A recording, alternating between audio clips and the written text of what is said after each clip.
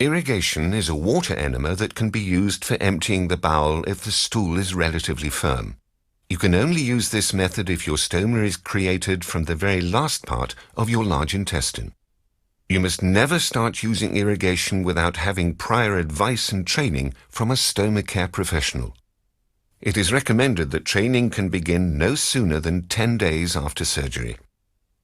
Irrigation should not be done occasionally. It should be done routinely every 48 hours. Since irrigation takes up to an hour, your family members' routines of using the bathroom should be considered.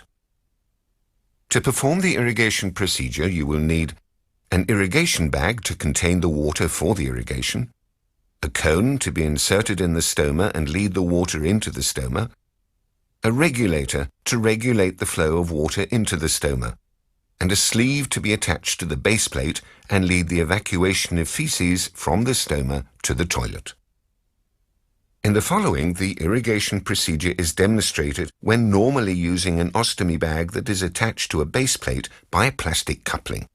If you do not use such a system, you can irrigate by attaching a pressure plate to the skin with an irrigation belt. When you use the irrigation system, water will flow from the irrigation bag, through the regulator, and finally enter the stoma via the cone. Start by making sure that the flow regulator is completely closed. Connect the tube on the cone to the flow regulator.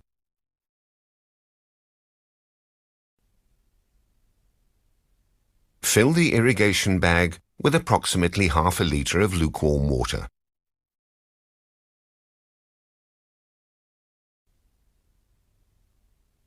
During the irrigation, you can sit or stand as you please. Hang the water bag so that the bottom is at shoulder height. The higher you hang the bag, the faster the water will enter your stoma. The temperature of the water should be between 36 and 38 degrees Celsius. This corresponds to 97 to 100 degrees Fahrenheit. Correct temperature of the water is indicated by a mark. Regulate the temperature of the water until the reading is between 36 and 38 degrees Celsius. Water that is hotter than 60 degrees Celsius will destroy the thermometer. 60 degrees Celsius corresponds to 140 degrees Fahrenheit. Open the flow regulator and allow the water to flow through the tube to remove any air. When the tube is filled with water, close the flow regulator.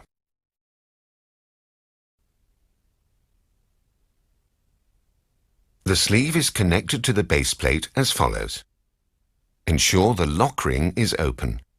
Press the sleeve and base plate together starting at the bottom. Run your fingers around the coupling on the outside of the sleeve from the bottom to the top. When a slight click is heard, the sleeve is securely positioned on the base plate. The sleeve may be turned to its optimal position.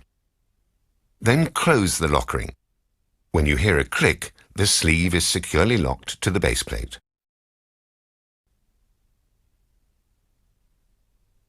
Place the end of the sleeve in the toilet. The sleeve must not reach the water in the toilet. Cut the length of the sleeve to the appropriate length if necessary.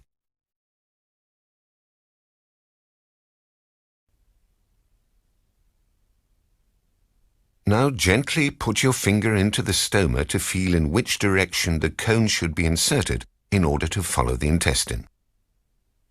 You might choose to wear a glove for this purpose.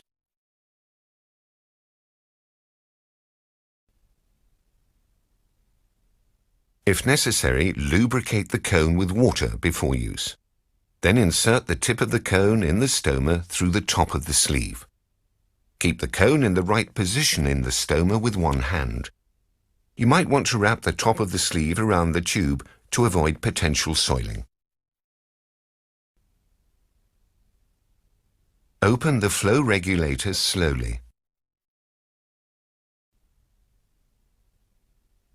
The flow of water can be regulated by adjusting the speed on the flow regulator, or by gently adjusting the position of the cone in the stoma. Let the prescribed amount of water in over approximately 10 minutes. Then stop the water flow.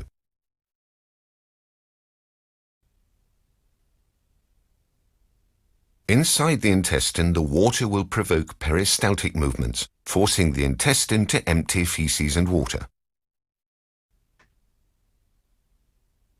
Now remove the cone from the stoma. After removal of the cone, there might be a slight evacuation of water and feces.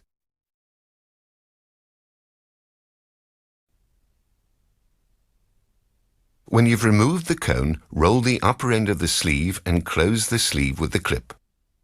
During the next 20 minutes or so, water and feces will evacuate in portions.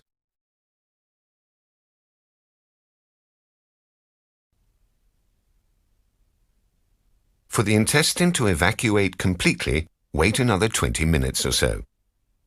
If you wish, you can use the waiting time for other activities. Before moving away from the toilet, rinse the sleeve with water left over in the irrigation bag.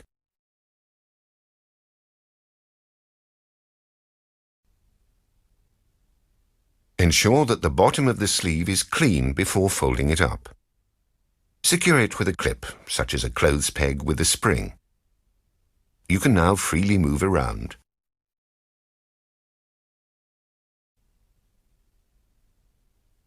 When the evacuation is completed, unfold the sleeve and place the bottom of the sleeve in the toilet to empty the content.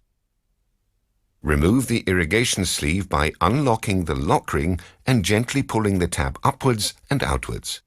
Do not pull on the lock itself. Rinse the end of the sleeve as you flush the toilet. Do not flush the sleeve down the toilet. After removal of the sleeve, clean and dry the base plate as usual. You might also wish to change the base plate. Use a mini cap or a mini bag until next time you irrigate. To clean the cone of the irrigation set, detach the tube from the flow regulator. Clean it with soap and water and dry it. The rest of the irrigation set is cleaned with water and dried. Put a piece of folded toilet paper in the irrigation bag to absorb any moisture.